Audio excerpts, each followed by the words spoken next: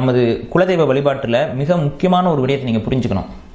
முருகனை நீங்கள் கும்பிடலை. முருகனை கும்பிடுவதற்கு லட்சோப லட்ச தமிழர்கள் இருக்கிறார்கள்.